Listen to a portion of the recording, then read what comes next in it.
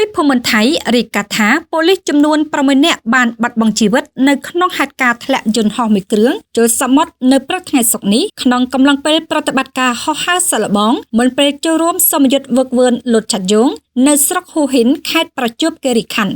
ផ្អែកតាមសេចក្តីរាយការណ៍របស់កាសែត The Nation ហេតុការណ៍នេះបានកើតឡើងនៅម៉ោងប្រហែល8ព្រឹកថ្ងៃសុក្រនេះខណៈដែលការស៊ើបអង្កេតកំពុងដំណើរការដើម្បីកំណត់មូលហេតុនៅពីក្រោយគ្រោះថ្នាក់នេះ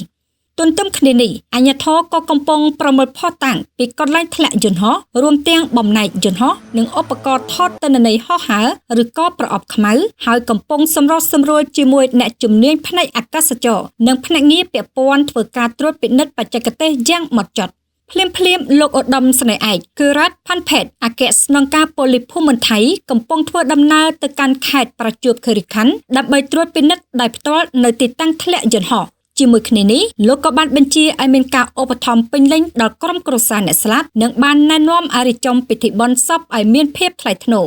លោកក៏បានណែនាំឲ្យមានការស៊ើបអង្កេតភ្លាមៗនិងលម្អិតដើម្បីស្វែងរកការពិតនិងទប់ស្កាត់សត្វនីតិកម្មបែបនេះកើតឡើងម្ដងទៀតនាពេលអនាគតអង្គភាពប៉ូលីសភូមិន្ទថៃក៏ចូលរួមរំលែកទុក្ខដ៏ក្រៀមក្រំបំផុតចំពោះការបាត់បង់មន្ត្រីក្លាហានដែលបានលះបង់ជីវិតរបស់ពួកគេនៅក្នុងការបំពេញកាតព្វកិច្ចរបស់ខ្លួន